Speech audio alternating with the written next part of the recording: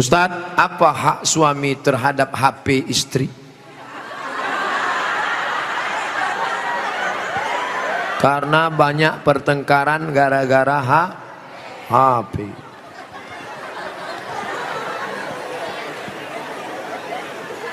Lima hak ibu terhadap bapak. Catat, ingat baik-baik. Pertama, makan. Ibu tadi sudah dikasih makan?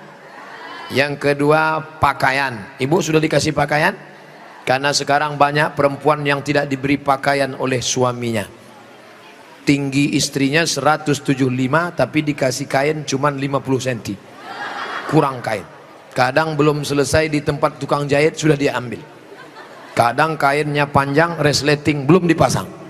Pas jalan kelihatan. Ustadz kok tahu? Saya ngelihat. Ibu sudah dikasih makan, ibu sudah dikasih pakaian, ibu diberikan tempat tinggal yang layak menurut kemampuan masing-masing. Sudah? Keempat, ibu mesti diberi pendidikan. Yang ngajar ibu ngaji, bapak. Yang ngajar ibu sholat, bapak. Yang ngajar ibu akhlak, bapak. Bapak adalah guru di rumah. Dan yang kelima adalah perhatian. Maka ibu selalu diperhatikan. Dari mulai jilbabnya, dari mulai pakaiannya, termasuklah HP ibu diperhatikannya juga. Kok dari tadi sini Ustadz Somad, suatu ketika istri saya pergi kerja dan saya masuknya siang, tiba-tiba HP-nya berdering. Saya cek, rupanya mantan. Dia cari lagi di FB dan mereka sudah jalan-jalan, Pak Ustadz. Hati saya selalu galau tiap hari. Jangan-jangan dia sudah buat ini, jangan-jangan dia sudah jalan ini, jangan-jangan sudah. Bayangkan menderitanya seorang laki-laki gara-gara HP istri yang sudah macam-macam. Gara-gara apa itu? Facebook, Twitter, BBM, WhatsApp, Instagram. Oleh sebab itu jaga ini. Masalah HP ini jaga baik-baik. Nah, ini Ustadz Somad gak enak. Selalunya HP perempuan aja. Oke, sekarang kita balik. Bagaimana dengan HP bapak-bapak yang lebih banyak perhatiannya ke HP, yang kata-katanya merayu, menggoda? Oleh sebab itu ini mesti dijaga. Kalau tidak, duduk bersama bapak sama ibu, duduk, HP-nya buat baliho besar-besar, judulnya mau dibawa kemana hubungan ini, atau buat besar-besar, jangan ada HP di antara kita. Saya mau nanya Pak Ustadz, gimana caranya mengelola keuangan keluarga secara islami jika suami istri bekerja? Ar-rijal, lagi-lagi Al-Quran. Semuanya yang menyelesaikan masalah ini Al-Quran. Ar-rijalu qawwamuna 'alan nisa. Laki-laki menjadi pemimpin bagi perempuan. Bima anfaqu min amwalihim, karena mereka mengeluarkan nafkah biaya belanja. Makanya harta warisan laki-laki dapat 2 kali bagian perempuan. Ibu kalau 25, bapak dapat 50. Ibu kalau dapat 50, bapak dapat 100. Kenapa? Karena yang menanggung biaya pernikahan mahar bapak, yang menanggung sekolah anak bapak. Sekarang ibu memang anak orang kaya, punya ruko 2, rumah batu jendela kaca, punya bapak yang sudah sakit asma 2 hari lagi meninggal. Kaya. Si bapak juga punya duit yang sama. Bapak punya duit, ibu punya duit, menikah. Apa beda duit bapak dengan duit ibu? Dalam duit bapak ada hak ibu, tapi dalam duit ibu tidak ada hak bapak.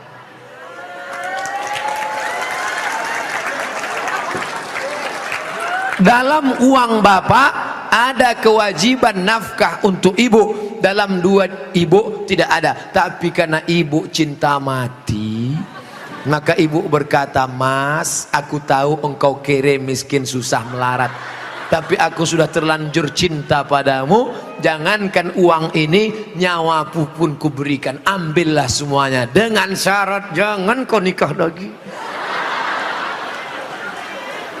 Nah, sudah jelas batasannya. Jadi kalau ada ibu punya kontrakan, PNS, pegawai, punya gaji, ibu tetap ngomong ke suami, "Mas, aku mau kirim uang ini ke anak yatim, mau biaya anak pesantren, mau kasih wakaf beras 1 karung, Tapi ibu ngomong ke bapak itu bukan minta izin, karena uang itu memang punya ibu. Ibu ngomong sebagai adab, sopan santun, tata krama, budi bahasa. Jadi bapak jangan kegeeran.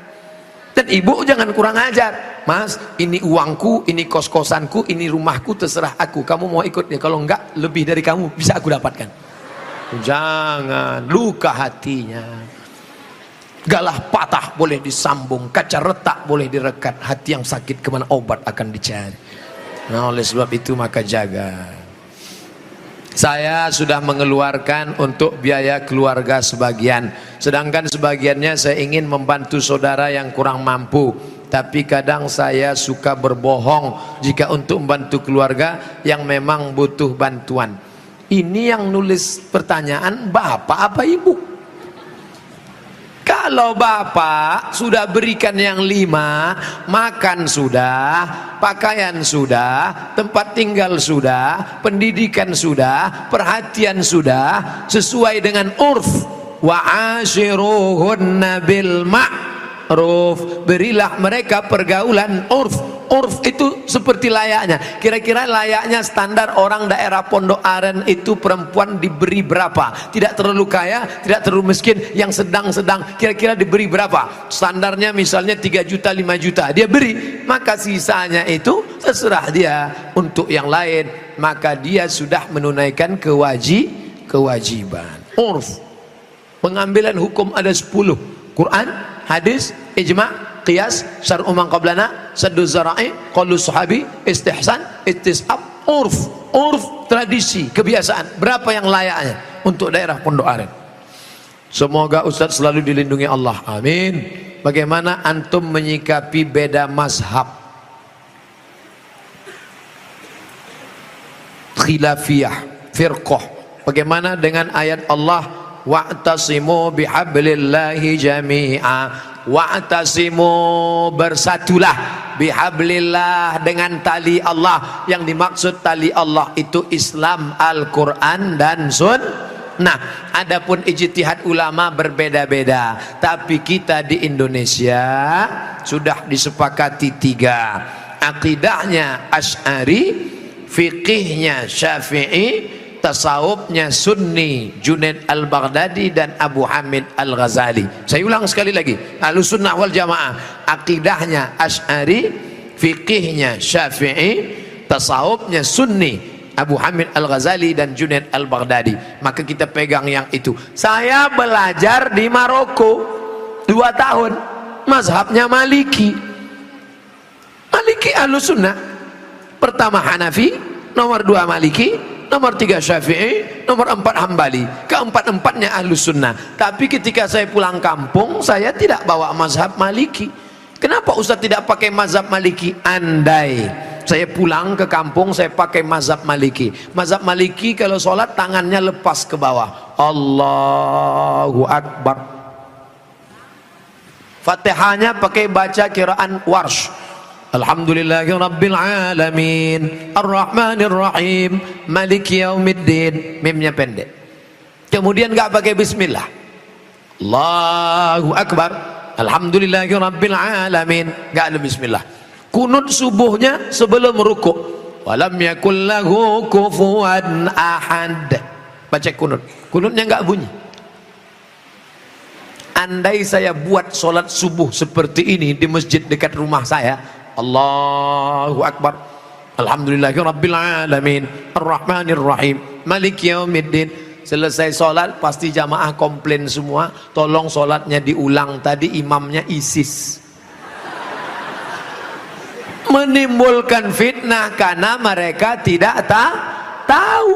Di sini diajarkan qiraat sab'ah mutawatirah, ditambah 3 masyhurah, ditambah 4 syadzah, 14 qiraat dipelajari di sini. Ditambah lagi nagham, bayati, soba, nahawan, sika, jaharka, bayati, ras. Faham mereka tajwidnya. Tapi tidak semua masyarakat ngerti. Andai anak pesantren Al-Qur'aniyah sholat di luar masjid, dibacanya qiraat lain, walam yakul lahu kufuwan ahad, maka makmum dengar, wah ini aliran sesat ini. Bukan berarti dia salah, tapi dia takut menimbulkan fitnah. Maka dalam masalah-masalah yang kita sepakati, mari kita berlapang dada. Adapun yang kita sudah berbeda, mari kita terima perbedaan selama dia masih Ahlus Sunnah wal Jamaah. Syekh Abdurrahman Sudes, Imam Masjidil Haram, selama di Makkah nggak pernah pakai bismillah jahar. Allahu Akbar. Bismillahirrahmanirrahim. Alhamdulillahi Rabbil Alamin Ar-Rahmanir-Rahim. Tapi begitu beliau jadi imam di Istiqlal, Allahu Akbar, Bismillahirrahmanirrahim. Loh, kok si Abdurrahman Sudes di Istiqlal pakai bismillah jahar? Dia tahu orang Jakarta mazhabnya Syafi'i. Mazhab Syafi'i bismillahnya jahar. Mazhab Hanafi Hambali bismillahnya sir. Bismillahirrahmanirrahim. Mazhab Maliki nggak pakai bismillah sama sekali. Ketiga mazhab ini Ahlus Sunnah wal Jamaah. Tapi kalau mayoritas masyarakatnya Syafi'i, jangan bawa mazhab lain, karena khawatir memecah belah umat. Menjaga persatuan lebih diutamakan daripada mengamalkan mazhab. Begitu yang diamalkan oleh para ulama. Kan ulama mengkategorikan bid'ah ada dua, bid'ah hasanah. Pertanyaannya Ustaz, kan Rasul bersabda kullu bid'atin dhalalah, kullu bid'atin dhalalah wa kullu dhalalatin finnar. Hadis ini kata Imam Nawawi hadisnya umum, hadis umum. Tolong belikan saya ayam, tolong belikan saya ayam. Ayamnya umum, ayam penyet, ayam patah, ayam pop, ayam sungsang, ayam fried chicken, ayam panggang, ayam bakar, ayam kampung, ayam hutan. Ayam apa? Setelah di jalan dia bingung, ini ayam apa? Nelpon sekali lagi, ayam apa? Ayam pop. Maka yang pertama tadi umum dikhususkan oleh yang kedua. Begitu juga kata Imam Nawawi yang mensyarah hadis Sahih Muslim, kullu bid'atin dhalalah, semua yang bid'ah itu sesat, umum. Tapi kemudian dikhususkan oleh hadis man sanna fil islami sunnatan hasanatan, siapa yang membuat tradisi yang baik, falahu ajruha, dia dapat pahalanya, wa ajru man amila biha, dan orang lain yang melakukannya selama tidak bertentangan dengan Quran dan Sunnah. Nah, sekarang ada orang mendefinisikan bid'ah hanya dengan 5 jari. Kalau tidak dilakukan Nabi, bid'ah. Kalau sudah bid'ah, masuk neraka. Kalau begitu pembahasannya, nanti kamu bisa memasukkan sahabat Nabi dalam neraka. Contohnya, ada sahabat Nabi yang sholat dari Isya sampai subuh ayatnya kul huwallah. Wal maghdubi alaihim waladdallin amin. Qul huwallahu ahad Allahu samad. Rakaat kedua qul huwallahu ahad Allahu samad. Rakaat berikutnya qul huwallahu ahad Allahu samad. Rakaat berikutnya qul huwallahu. Itu pernah enggak dibuat Nabi? Enggak pernah. Kalau dipakai definisi, kalau enggak dibuat Nabi bid'ah, berarti salat pakai qul huwallahu dari Isya sampai subuh bid'ah, masuk neraka.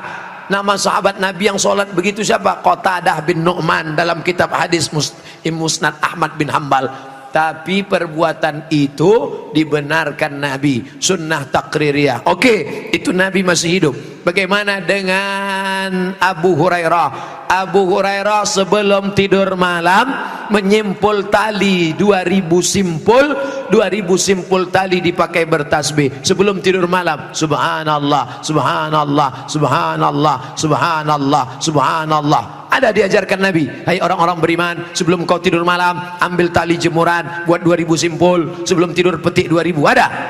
Tidak ada. Jadi kalau didefinisikan, kalau tidak dibuat Nabi bid'ah, engkau sudah memasukkan sahabat Nabi ke dalam neraka, karena definisi yang singkat, yang pendek, pemiskinan. Oleh sebab itu ulama faham, sudah saya tulis lengkap dengan dalil-dalilnya, 444 halaman terkait masalah bid'ah. Tidak semudah itu saudaraku. Ada namanya Imam Ibnu Taimiyah. Imam Ibnu Taimiyah kalau selesai sholat subuh dia tidak keluar masjid, dia melihat ke atas membaca Al-Fatihah sampai terbit matahari. Bismillahirrahmanirrahim, alhamdulillahirabbil alamin, arrahmanirrahim, maliki yaumiddin, iyyaka na'budu wa iyyaka nasta'in, sampai terbit matahari. Itu tidak pernah dilakukan Nabi. Kalau dipakai definisi, kalau tidak dilakukan Nabi bid'ah, berarti Ibnu Taimiyah sudah membuat bid'ah karena membaca Al-Fatihah dari sejak sholat subuh sampai terbit matahari. Maka jangan katakan bid'ah kalau tidak dibuat Nabi bid'ah. Ini tidak betul. Yang betul adalah kalau tidak ada dalilnya bid'ah. Selama ada dalil hadis qauli, hadis fi'li, hadis takriri, perbuatan sahabat, qiyas, ijma', maka perbuatan itu tidak bid'ah. Bagaimana pandangan Ustadz dengan laki-laki yang berambut panjang? Apakah itu termasuk menyerupai perempuan? Saya belajar ke salah seorang syekh. Ketika itu ada yang nanya, "Syekh, apa betul Nabi Muhammad itu rambutnya panjang?" Maka syekh menjawab, Nabi Muhammad itu tinggalnya di gurun pasir. Gurun pasir itu cuacanya panas. Maka kalau rambutnya pendek, nanti cahaya matahari kena ke kepala, maka dia bisa pusing, panas, dehidrasi, kurang cairan. Makanya Bapak Ibu ketika di Makkah disuruh pakai topi, pakai payung supaya jangan kena panas. Nabi kepalanya ditutup dengan 3. Yang pertama rambutnya. Rambut Nabi itu dari depan panjang sampai ke belakang. Yang kedua ditutup dengan qalansuah, topi. Setelah itu ditutup dengan imamah sorban. Kalau di atas kepala dililitkan namanya imamah. Kalau diletakkan di tengkuk namanya burdah. Kalau diletakkan di kepala seperti kerudung namanya ghutrah, bukan serben. Jadi Nabi kepalanya ditutupi dengan 3. Pertama rambutnya panjang sampai ke tengkuk, dari depan ini sampai ke tengkuk segini, tebal. Yang kedua qalansuah, kain penutup. Setelah itu baru sorban. Maka kita pun, kami pun ketika kuliah dulu di Arab pakai sorban. Pakai untuk apa? Supaya jangan kena panas terik. Musim dingin di bawah derajat 0, 5 derajat, 10 derajat, di bawah 0 dingin. Maka kepala juga ditutup pakai sorban. Sekarang kenapa Ustaz nggak pakai sorban? Saya sekarang kepanasan. Tapi saya tidak menyalahkan para habaib pakai sorban. Mereka mengikuti sunnah Nabi Muhammad sallallahu alaihi wasallam. Nah, jadi kalau ada laki-laki berambut panjang, tapi rasanya di tempat kita rambut panjang bukan untuk menutup kepala biar supaya jangan panas. Justru tempat kita makin rambut panjang makin kepanasan, ketombe. Jadi kira-kira rambut panjangnya kenapa? Kenapa rambut panjang? Ini. Tapi tidak semua yang berambut panjang itu karena mengikuti perempuan. Jadi tidak bisa kita hukum serta-merta kalau rambut panjang LGBT. Enggak. Maka yang LGBT itu kalau menyerupai perempuan, la'anallahul mutasyabbihin minar rijal bin nisa. Allah melaknat laki-laki yang menyerupai perempuan dan perempuan yang menyerupai laki-laki. Mudah-mudahan anak kita terjaga dari LGBT. Tapi sebetulnya LGBT itu nama yang terlalu keren. Orang malah bangga sekarang disebut itu LGBT, itu bangga. Saya tidak setuju dengan LGBT, tapi saya malu mau nyebutnya di depan para kiai. Boleh saya sebut? Jangan sebut LGBT. Buat sebut nama yang mengejek, merendahkan, menghinakan. Apa namanya? PLT, penyuka lobang tai. Itu yang cocok bagi mereka. Kotor, najis. Zaman Nabi LGBT ini hukumannya man wajadtumuhu ya'malu amala qaumi Lut. Kalau kamu menangkap ada orang yang melakukan perbuatan Nabi Lut, faqtulul fa'il wal maf'ul, pancung kepalanya, hukum mati. Untung dia hidup bukan zaman Nabi Muhammad. Kalau hidup zaman Nabi habis, selesai. Bapak Ibu yang dimuliakan Allah Subhanahu wa taala. Ustaz berani ngomong gini apa enggak takut nanti ditangkap bencong? Ngapain takut? Banyak yang bela saya. Tapi pas pulang nanti sendirian ngeri juga ini. Insyaallah wa ta'awanu 'alal birri wat taqwa, saling tolong menolong dalam kebaikan dan ketakwaan, wala ta'awanu 'alal itsmi wal udwan. Ingatlah saudaraku, ada satu kampung namanya kaum Sadum. Pernah dengar kata Sadum? Dari kata sadum inilah muncul istilah sodomi. Sodomi artinya perbuatan orang sadum, umat Nabi Lut. Bagaimana hukuman Allah? Ja'alna 'aliyaha safilaha. Bagian atas kami turunkan ke bawah, bagian bawah naikkan ke atasnya. Lalu kemudian amtarna alaihim, kami hujani mereka dengan apa? Hijaratan, batu-batu, min sijilin mandud, dari batu tanah liat yang dibakar di api neraka. Itulah sekarang di Yordania, tempatnya bernama Al-Bahrul Mayyit, bahru laut, mayit mati, Dead Sea, dead mati, sea laut, Dead Sea laut laut mati. Kenapa disebut laut mati? Karena airnya terlampau asin sampai ikan pun tidak bisa hidup di dalam. Orang kalau pergi ke laut mati ngapung di atas karena kadar garam yang tinggi. Nah, siapa yang punya kadas, kurap, kudis, gatal-gatal, mandi di situ sembuh. Di Yordania. Bapak Ibu yang dimuliakan Allah SWT, Pompei salah satu kampung yang diisi oleh homo. Lalu kemudian datang lahar dari bukit turun ke bawah, rata dengan tanah, sampai-sampai mereka berubah menjadi patung-patung batu karena ditimpa oleh lahar.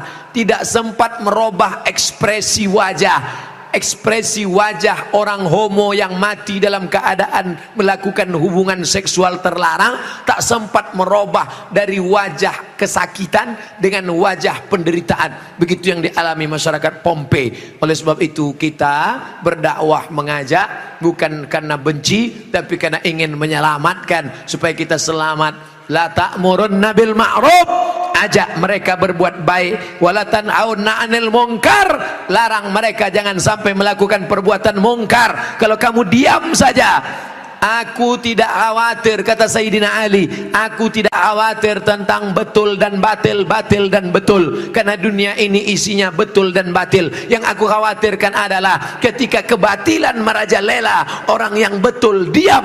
Karena orang betul diam, maka orang batil menyangka betul, yang betul menyangka batil, batil betul, betul batil. Orang yang betul diam, ibu yang betul diam, bapak yang betul diam, yang batil berkuar. Akhirnya yang batil merasa betul, orang yang betul diam 1000 bahasa. As-sakitu anil haq syaitan akhras. Orang yang betul tapi diam melihat kebenaran diinjak-injak, dia adalah syaitan akhras, setan bisu. Begitu kata Imam Abu Ali Ad-Daqqaq yang dikutip oleh Imam An-Nawawi dalam kitab Al-Minhaj Syarah Sahih Muslim Ibn Al-Hajjaj. Maka bersuaralah saudaraku, anak-anak muda, lawan kemungkaran ini. Terus berperang dengan HP-mu. HP-mu adalah senjata, bukan menebarkan kebencian, bukan menebarkan hoax, tapi dalam rangka watawasau bil haq watawasau bis sabr. Allahu akbar. Itulah kaji kita pada malam hari ini. Tausiah sudah 60 menit, menjawab pertanyaan 30 menit. Pas setengah 11, dari jam 9, 10, setengah 11 kita lanjutkan dengan membaca doa ala hazihin niyah al-fatihah.